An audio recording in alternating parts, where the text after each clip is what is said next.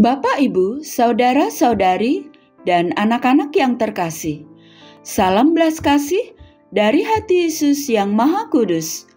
Salam sehat, semangat, dan gembira selalu. Hari ini, Kamis 14 Agustus 2025, peringatan wajib Santo Maximilianus Maria Kolbe, imam dan martir.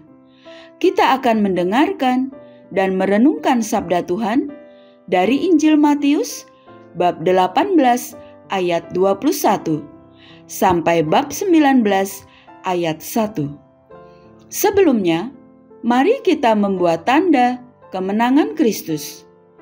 Dalam nama Bapa dan Putra dan Roh Kudus. Amin. Sekali peristiwa, datanglah Petrus kepada Yesus dan berkata, "Tuhan, sampai berapa kali aku harus mengampuni saudaraku jika ia berbuat dosa terhadap aku? Sampai 7 kali?" Yesus berkata kepadanya, "Bukan, aku berkata kepadamu, bukan sampai 7 kali, melainkan sampai 70 kali 7 kali. Sebab hal kerajaan surga seumpama seorang raja yang hendak mengadakan perhitungan dengan hamba-hambanya. Setelah ia mulai mengadakan perhitungan itu, dihadapkanlah kepadanya seorang yang berhutang 10.000 talenta. Karena orang itu tidak mampu melunasi hutangnya, tuannya itu memerintahkan supaya ia dijual beserta anak istrinya dan segala miliknya untuk pembayaran hutangnya. Lalu sujudlah hamba itu menyembah dia, katanya, 'Sabarlah dahulu, semuanya akan kulunasi.' Tergeraklah hati tuannya itu oleh belas kasihan, sehingga ia membebaskannya dan menghapuskan hutangnya. Ketika hamba itu keluar, ia bertemu dengan seorang hamba lain yang berhutang 100 dinar kepadanya. Ia menangkap dan mencekiknya, katanya, 'Bayar hutangmu.' Sujudlah kawannya itu dan memohon kepadanya, 'Sabarlah dahulu, utangku itu akan kulunasi.' Namun ia menolak, lalu pergi menyerahkan kawannya itu ke dalam penjara sampai ia melunasi hutangnya. Melihat itu, hamba-hamba yang lain sangat sedih, lalu menyampaikan segala yang terjadi kepada tuan mereka.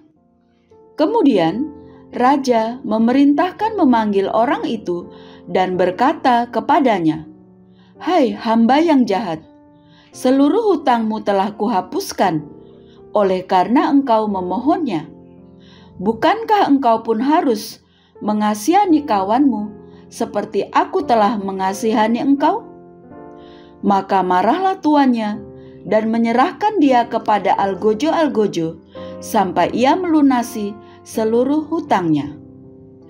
Demikian pula Bapakku di surga akan berbuat terhadapmu jika kalian tidak mengampuni saudaramu dengan segenap hatimu." Setelah Yesus selesai dengan pengajarannya, berangkatlah ia dari Galilea dan tiba di daerah Yudea di seberang sungai Yordan. Demikianlah sabda Tuhan. Terpujilah Kristus. Bapak, Ibu, saudara-saudari, dan anak-anak yang terkasih, mengampuni orang yang bersalah kepada kita bukanlah perkara yang mudah. Secara alamiah, kita pasti ingin agar orang yang bersalah tersebut juga merasakan penderitaan dan kesusahan yang kita rasakan. Lebih menyakitkan lagi jika orang tersebut tidak bertobat dan terus berbuat salah kepada kita.